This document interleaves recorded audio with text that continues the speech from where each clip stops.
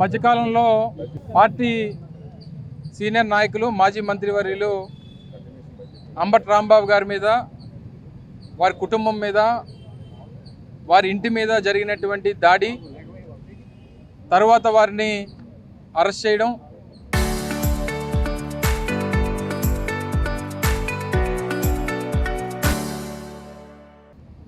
Central Rajahmundry central జైలుకి తరలించడం, ఈ జరుగుతున్నటువంటి కక్షపూరిత రాజకీయాల్ని, జరుగుతున్నటువంటి రాజకీయ పరిణామాల మీద పెద్ద ఎత్తున రాష్ట్ర వ్యాప్తంగా చర్చ జరుగుతూ ఉంది.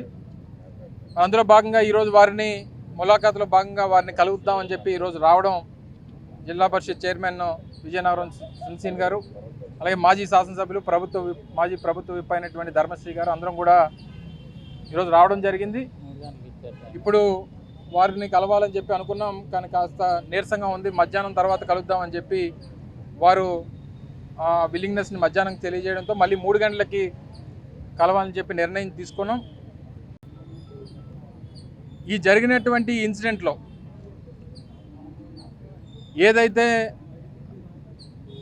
రాంబాబు గారి మీద జరిగినటువంటి దాడి, వారిని హతమార్చాలని చెప్పి జరిగినటువంటి దాడి, వారి కుటుంబం మీద జరిగినటువంటి దాడి, వారి ఇంటి మీద జరిగినటువంటి దాడి కాబడినటువంటి వారందరూనేమో నష్టపోయి జైల్లో ఉన్నారు. దాడి చేసినటువంటి వారు, తిట్టినటువంటి వారు, ప్రేరేపించినటువంటి వారు, ఇంటి మీద దాడికి వచ్చినటువంటి వారు, వారిని హతమార్చాలని చెప్పి చూసినటువంటి వారు, ఇంటికి నిప్పు పెట్టినటువంటి వారు బెయిల్ మీద బయట తిరుగుతూ ఉన్నారు. ఇది రాష్ట్రంలో నడుస్తున్నటువంటి రాజ్యాంగం. ఈరోజు ఎంత పెద్ద ఎత్తున రైతులు కానీ, మహిళలు కానీ, నిరుద్యోగ యువత కానీ రాష్ట్రంలో ఇబ్బందులు పడుతూ ఉన్నటువంటి పరిస్థితుల్లో వారు అధికారంలోకి వచ్చి 2 సంవత్సరాలు పూర్తవుతూ ఉన్నా వారిని పట్టించుకునేటువంటి నాదుడు ప్రభుత్వంలో లేడు అనేటువంటి మాట రాష్ట్రంలో ఉన్నటువంటి పేదవాడు గగ్గోలు పెడతా ఉన్నా ఇవేవి కూడా వారికి పట్టట్లేదు. కేవలం 20 మాసాల్లో పబ్లిసిటీ, మార్కెటింగు, ఈవెంట్ మేనేజ్మెంటు ఇవి మాత్రమే ఈ రాష్ట్రంలో జరుగుతూ ఉన్నాయి తప్ప రాష్ట్రంలో ఏ రంగానికి కూడా మేలు చేసినటువంటి పరిస్థితిలో ఈ ప్రభుత్వం లేదు. మొన్న బడ్జెట్ ప్రవేశపెట్టారు. మొట్టమొదటిసారి అసలు అప్పు ఎంత తీసుకున్నారో, ఎంత ఖర్చు పెట్టారో, దేనికి ఖర్చు పెట్టారో, బడ్జెట్ ఎస్టిమేట్స్ ఏంటో కనీస అవగాహన లేనటువంటి కూర్పు ఏదైతే ఉందో నాకు తెలిసి బహుశా స్వతంత్రం వచ్చిన తర్వాత ఆంధ్రప్రదేశ్ రాష్ట్ర చరిత్రలో ప్రవేశపెట్టినటువంటి బడ్జెట్ ఏదైనా ఉందంటే మొన్న ప్రవేశపెట్టినటువంటి బడ్జెట్.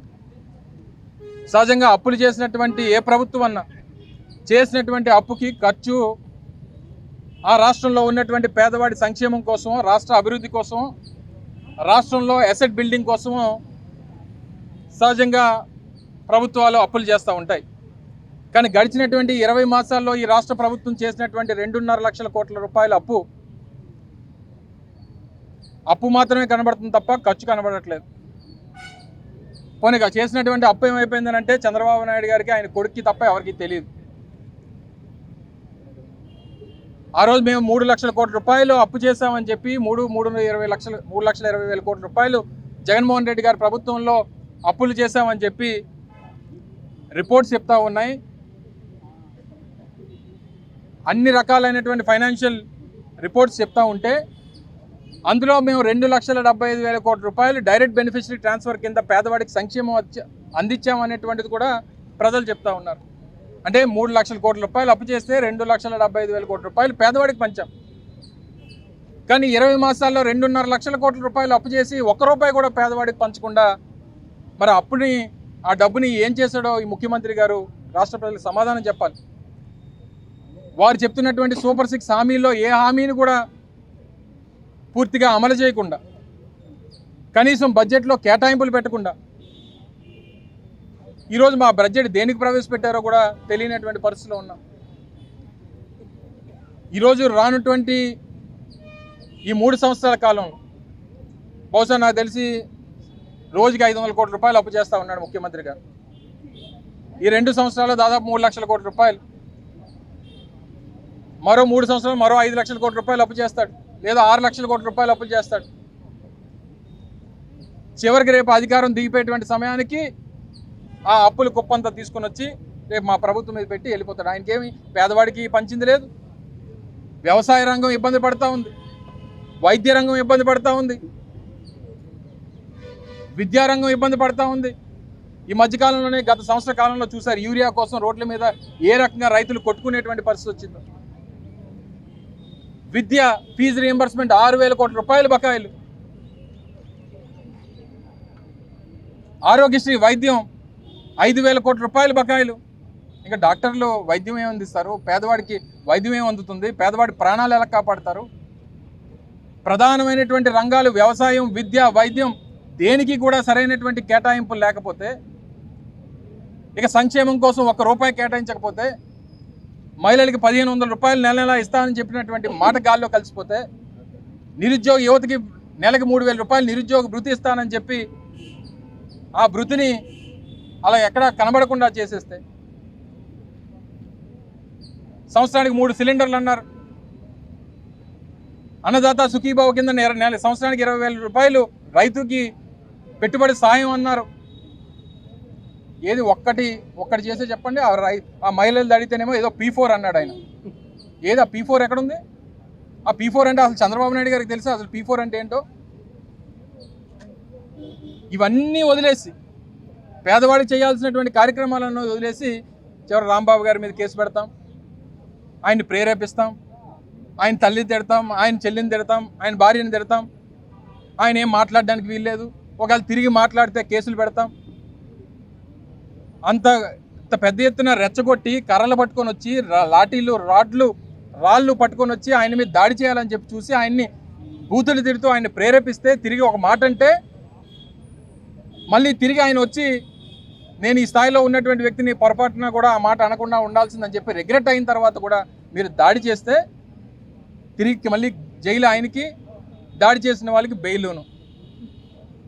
ఇది ఎక్కడ కూడా ఈ రాజ్యాంగం బహుశా దేశంలో ఎక్కడ కూడా ఉండదు. ప్రపంచంలోనే చెప్పుకుంటాం, భారతదేశంలో అతిపెద్ద ప్రజాస్వామ్యం అని చెప్పుకునేటువంటి భారతదేశంలో ఒక్క ఆంధ్రప్రదేశ్ రాష్ట్రంలో మాత్రం అంబేద్కర్ గారు రచించినటువంటి రాజ్యాంగం నడవట్లేదు. కేవలం లోకేష్ రచించినటువంటి రాజ్యాంగం, రెడ్ బుక్ రాజ్యాంగం మాత్రమే నడుస్తూ ఉంది అనేటువంటి దానికి ఇవన్నీ ఉదాహరణలు. మీరు రేపు బిల్ గేట్స్ గారిని తీసుకుని వస్తే ఏముంది, లేకపోతే ఇంకొకరిని తీసుకొస్తే ఏముంది? ఈ రాష్ట్రంలో లా అండ్ ఆర్డర్ లేనప్పుడు, పరిస్థితులు ఆ రాజ్యాంగం బద్ధంగా నడవనప్పుడు ఎంతమంది హేమీలు తీసుకుని వచ్చినా ఈ రాష్ట్రానికి ఒరిగేది ఏమి ఉండదు అనేటువంటి విషయాన్ని గమనించమని చెప్పి కోరుతా ఉంది. దయచేసి ఇవన్నీ గుర్తుపెట్టుకొని ఇప్పటికన్నా మీ పద్ధతి మార్చుకోండి, మీ పరిపాలన తీరు మార్చుకోండి, మీ తాలూకా ఆలోచన విధానాన్ని మార్చుకోండి, మీ తాలూకా కక్ష సాధింపు విధానాన్ని మార్చుకోండి. పరిపాలన మీద దృష్టి పెట్టండి, పేదలకు ఇస్తాననేటువంటి సంక్షేమం మీద దృష్టి పెట్టండి. అంతే తప్ప ఇలా దాడులు చేయడం, కొట్టడం, పెట్రోల్ బాంబులు విసరడం, ఇవన్నీ చేసి ఇదేదో రాజకీయంగా మనం ఏదో లబ్ధి పొందడం అనుకుంటే మీ అమాయకత్వం. ఆయన మొన్న జైల్లో వచ్చి తగ్గేదిలే అని చెప్పి సైగ చేసినందుకు దాని మీద అసెంబ్లీలో చర్చ. ఏం అర్థం ఉందా? దాని మీద చర్చ పెట్టాల్సినటువంటి అవసరం ఉందా? సో ఇవన్నీ కూడా ఇప్పటికన్నా మీ తాలూకా ఆలోచన విధానాన్ని మార్చుకోండి. ప్రజల సంక్షేమం పట్ల, రాష్ట్రంలో ఉన్నటువంటి వివిధ రంగాల పట్ల మీ తాలూకా ఆలోచన విధానాన్ని మరచి రాష్ట్రానికి, రాష్ట్ర ప్రజలకి, రాష్ట్రంలో పేదవాడికి మంచి చేసేటువంటి ఆలోచన ఈ ప్రభుత్వానికి రావాలని చెప్పి, చివరికి ఆ దేవుడితో కూడా మీరు పరాచకాలు ఆడేటువంటి పరిస్థితి వచ్చింది. కర్మ అనేటువంటిది ప్రతి ఒక్కరికి ఏదో రోజు ఆ కర్మ తాలూకా రుచిని చూపించేటువంటి రోజు కూడా చంద్రబాబు నాయుడు గారికి, సోకాల్ టీం అందరికీ వస్తుంది అనేటువంటి విషయాన్ని ఈ సందర్భంగా మరొకసారి గమనించమని చెప్పి కోరుతా ఉన్నా. ఏం జరుగుతుంది? జైల్లో పెట్టాలని ఆయన తపన. చంద్రబాబు నాయుడు గారికి ఏంటంటే ఆ గోడలు లేదా చెరసాల్లోని పెడితే వీళ్ళు ఏదో భయపడతారనుకునేటువంటి రకం. పూర్వం సామెత ఉంది, పిల్లిని 4 గోడల మీద కొట్టినా తిరగబడుతుంది అనేటువంటిది. మీరు ఏకంగా తీసుకొని వచ్చి పులిని పెట్టారు 4 గోడల మధ్యలో పెట్టి, మీరు బాధించాలని చెప్పి లేదా మీరు రెచ్చగొట్టాలని చెప్పి చూస్తూ ఉన్నారు. పిల్లి తిరగబడితే మరి పులి ఎంత రకంగా ఉంటుందో అనేటువంటిది రేపు బయటకు వచ్చిన తర్వాత, రేపు ప్రభుత్వాలు మారిన తర్వాత ఏ రకమైనటువంటి పరిస్థితి ఉంటుందో అనేటువంటి దయచేసి గమనించండి. మేము ఈ మాట చెప్తున్నాం కదా అని చెప్పి రేపు ఏదో అయిపోతుందని అనుకుంటే ఏదున్నా సరే వైఎస్ఆర్ కాంగ్రెస్ పార్టీ జగన్మోహన్ రెడ్డి గారి నాయకత్వంలో చట్టరీత్యా చట్టపరంగా అంబేద్కర్ గారి రాజ్యాంగం ప్రకారం చట్టానికి లోబడే తీసుకున్నటువంటి ప్రతి చర్యకి ప్రతిచర్య ఉంటుందనేటువంటి విషయాన్ని ఈ సందర్భంగా తెలియజేస్తా ఉన్నాం. చెప్పాను కదా, మధ్యాహ్నం కలుస్తాం. ఇప్పుడు ఆయన కొంచెం నీరసంగా ఉంది, మార్నింగ్ రెస్ట్ తీసుకుంటామన్నారు. మధ్యాహ్నం 3 గంటల తర్వాత అయితే కలుస్తానని చెప్పారన్నారు. మళ్ళీ 3 గంటలు కలిసిన తర్వాత మళ్ళీ మీతో మాట్లాడతారు. ఈరోజు రాష్ట్రంలో రాజ్యాంగానికి విరుద్ధంగా ఎవరైతే ప్రశ్నిస్తున్నటువంటి నాయకులు గొంతు నొక్కాలని చూస్తున్నటువంటి దుర్మార్గ పరిపాలనకి చరమగీతం పాడే రోజు దగ్గరలో ఉందని మాత్రం మీడియా ముఖంగా తెలియజేస్తున్నాం. ఎందుకంటే ఎవరైతే ప్రశ్నించాలనుకున్నారో ప్రశ్నించే వాళ్ళని మరి ఏ రకంగా వాళ్ళు నెలవారీ బత్యం వల్ల కానీ లేదా ప్యాకేజీ ద్వారా కానీ ఎలా అయితే నోరు మోయించారో అలా అందరినీ నోరు మోయించాలని అనుకుంటున్నారేమో. కానీ నోరు విప్పే ప్రతి ఒక్కడు కూడా వైఎస్ఆర్ కాంగ్రెస్ పార్టీకి అండగా ఉండి ఆ నాయకత్వం వహించినటువంటి మంచి నాయకత్వం. అందులో భాగమే భక్తుల మనోభావాలు దెబ్బతీస్తున్నటువంటి తిరుమల తిరుపతి దేవస్థానంపై జరిగినటువంటి పంది కొవ్వు ఆవు కొవ్వు కలిసిందే అని చెప్పి అభండాలు వేస్తూ భక్తుల మనోభావాలు దెబ్బతీస్తున్నటువంటి తరుణంలో దాన్ని ప్రశ్నించి చాలా తప్పు చేస్తున్నారు, మీరు చేసిన తప్పుకి ఆ వెంకటేశ్వర స్వామి మిమ్మల్ని భవిష్యత్తులో రాజకీయంగా సమాధి కట్టే పరిస్థితి ఉంటుందని అడిగినందుకు ఈరోజు రాంబాబు గారిని జైలు పాలు చేసినటువంటి సంగతి మన అందరికీ తెలుసు. ఇలాంటి విషయాలు ఎవరైనా సరే ప్రశ్నిస్తే, అదే బడ్జెట్ విషయంలో కూడా ఏదైనా ప్రశ్నిస్తే వాళ్ళు ఎక్కడ గొంతు నొక్కాలని చూడడమే టీడీపీ కూటమి తాలూకు ఎజెండా. మొన్న బడ్జెట్ చూసాం. బడ్జెట్ చూస్తే బడ్జెట్లో ఉన్నది అంత కూడా పెద్ద డొల్ల, బడ్జెట్ బుక్ చూస్తే గుల్ల.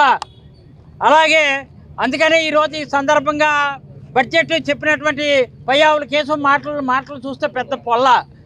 అందుకనే ప్రజలు తప్పనిసరిగా ఈ కూటమి ప్రభుత్వాన్ని కొడతారు భవిష్యత్తులో జల్లాని మాత్రం ఈ సందర్భంగా మనవి చేస్తూ, ఎట్టి పరిస్థితుల్లో కూడా వీళ్ళందరూ కూడా ఎట్టి పరిస్థితుల్లో రెడ్ బుక్ రాజ్యాంగాన్ని అమలు చేయడమే ప్రధాన ఎజెండా కింద పెట్టుకున్నారు.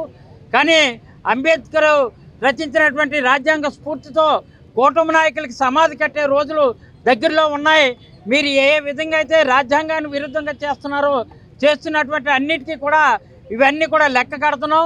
దానికి 100కు 100 పాలు కూడా చట్టపరంగా వడ్డీతో చెల్లించే రోజులు దగ్గరలో ఉన్నాయని మాత్రం ఈ సందర్భంగా తెలియజేస్తూ 3 గంటలకి అంబటి రాంబాబు గారిని కలుస్తాం. ఆ మిగిలిన విషయాలన్నీ కూడా తర్వాత చర్చిద్దాం. చరిత్ర సృష్టించినోడు ఇప్పుడు ఆ చరిత్రని తిరగరాయబోతున్నాడు. అబద్ధాల గోడల్ని బద్దలు కొట్టి నిజాలను రాగా మీ ముందుంచబోతున్నాడు. నిజమైన వార్తల కోసం వెంటనే డౌన్లోడ్ చేసుకోండి రా యాప్ని.